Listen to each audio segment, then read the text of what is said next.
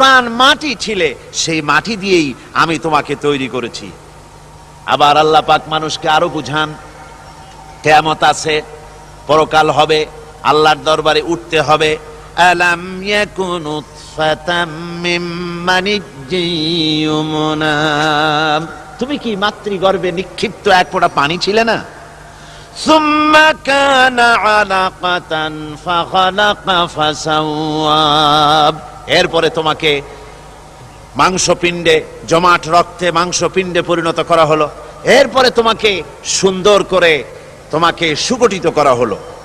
ফাজআলা মিনহু যাওজাইনি যাকারা ওয়াল উনসা, এরপরে মাতৃগর্ভের ভিতরে আমি এটাকে পুরুষ বানালাম, কন্যা সন্তান অথবা পুত্র সন্তানে পরিণত করলাম। এইটা যে পেরেছে, যিনি পেরেছেন, আলাইসা যালিকা বিকাদিরিন আলা আইয়ুহিয়াল মাউতা, সে আল্লাহর পক্ষে কি সম্ভব নয় যে তোমার মৃত্যুর পরে তিনি আবার জিন্দা করতে পারবেন? কি বলেন সম্ভব না? তিনি পারবেন না? নিশ্চয়ই তিনি আবার কিয়ামতের মাঠে আমাদেরকে হাজির করতে পারবেন, এতে কোনো সন্দেহ নাই।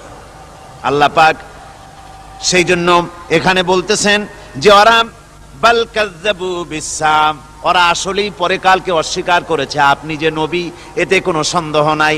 আপনি খানা খান, আপনি বাজারে যান, এটাই মূল আপত্তির বিষয় না। মূল কথা হলো তারা পরকালকে অস্বীকার করেছে।